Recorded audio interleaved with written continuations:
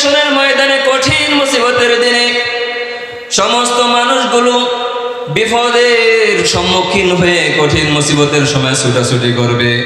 মানুষ সন্তান তার পিতাকে চিনবে না, পিতা তার সন্তানকে পরিচয় দেবে না, মা সন্তান থেকে পালিয়ে যাবে, সন্তান তার মা থেকে পালিয়ে যাবে, বন্ধু থেকে পালিয়ে যাবে।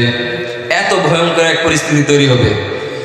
ওই সময় মানুষ দৌড়ে পৃথিবীর প্রথম মানুষ আদি পিতা হযরত আদম আলাইহিস সালামের কাছে যাবেন, গিয়ে বলবে, হে আল্লাহর পয়গম্বর, পৃথিবীর প্রথম মানুষ আমাদের আদি পিতা হযরত আদম, আপনি তো আমাদের পিতা, আজকের দিনে কঠিন মুসিবতের সময় আপনি আমাদের জন্য একটু সুপারিশ করুন।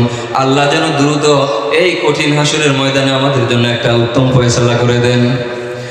আদম সফিউল্লাহ ডাক দিয়ে বলবেন, আরে আজকের দিনে আমি একটা গুনাহের কারণে আমি ভীত সন্ত্রস্ত, আমি নবী নাফসি নাফসি করা ছাড়া আর কোনো উপায় নেই। এমন করতে করতে বহু নবীগণের কাছে উম্মতরা দৌড়াদৌড়ি করবে, ছুটাছুটি করবে। আল্লাহ সুবহানাহু ওয়া তাআলা বলেন, রাসূল সেই দিন কি হবে আমার ইলমে জানা আছে, আমি তাও জানিয়ে দিতেছি। সেই দিন কেউ আমার কাছে উম্মতের জন্য সুপারিশ করতে আসবে না। একজন গোটা জগতের উম্মতের জন্য সেজদায় পড়ে যাবে, ক্রন্দন করবে। তিনি হলেন হাবিবুল্লাহ, আমার আল্লাহর হাবিব, আমার আপনার প্রিয় নবী হযরতে মুহাম্মদুর রাসূলুল্লাহ সাল্লাল্লাহু আলাইহি ওয়াসাল্লাম।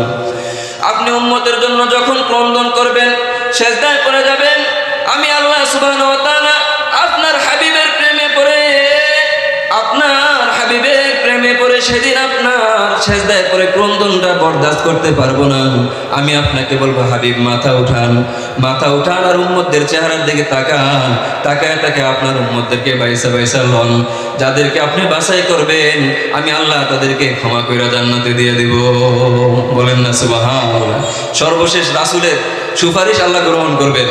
তাহলে সব থেকে মর্যাদা কার? রাসূল পাক সাল্লাল্লাহু আলাইহি ওয়াসাল্লামের।